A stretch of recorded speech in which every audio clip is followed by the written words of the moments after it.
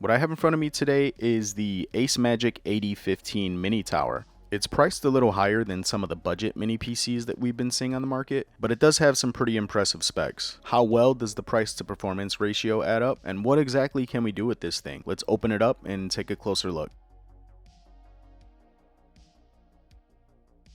Inside the box, you have the AD15 itself, the mini PC's power supply, and an HDMI cable. Under the hood, it's sporting an 11th gen Core i7 processor that outputs up to 4.6 GHz. It's got 8 cores, 16 threads, with 45 watt power consumption. It's got integrated UHD graphics, which isn't the greatest, but it should be able to handle some intermediate gaming and video editing. It's got 16 gigabytes of DDR4 RAM that's expandable up to 64 gigs. It's running Windows 11 Pro, and it comes with a 512 gigabyte M.2 hard drive that's expandable up to 2 terabytes. The design is more akin to that of a mini tower, and in terms of input-output, on the front side of the PC, you have 2 USB 3 ports, a USB Type-C port that doubles as a display output, and a 3.5mm headphone jack. Over on the back side, you have 2 more USB 3 ports, 2 HDMI outputs that output at 4K 60Hz, a RJ45 Ethernet port, and the port for the power supply.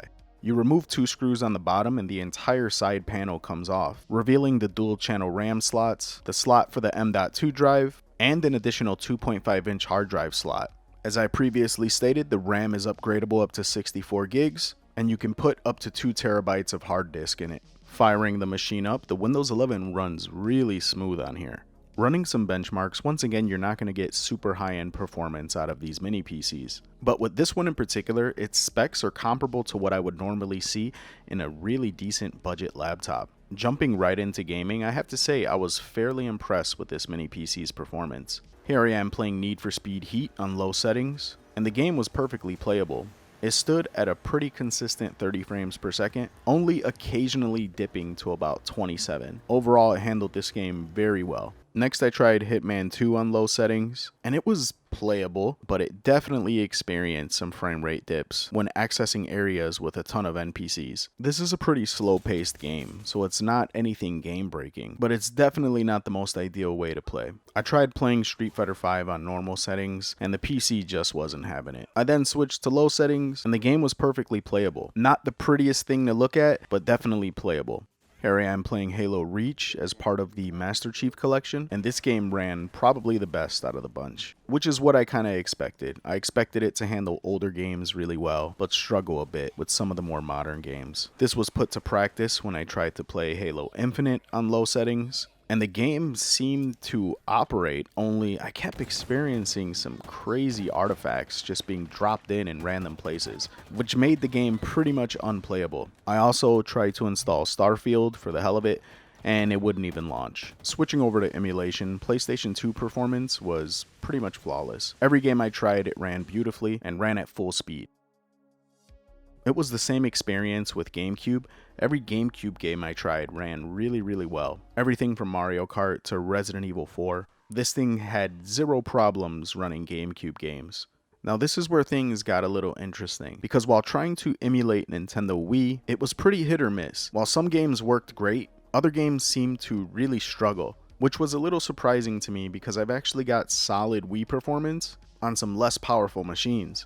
Now what makes this interesting is that while trying to emulate Nintendo Switch, I actually got better performance than what I did emulating Nintendo Wii. I thought it maybe had something to do with the emulation that I was running, but I installed the exact same emulators on another machine, and I didn't have these issues. So as strange as it sounds, this mini PC does better at emulating Nintendo Switch than it does at emulating Wii. So the Acemagic AD15.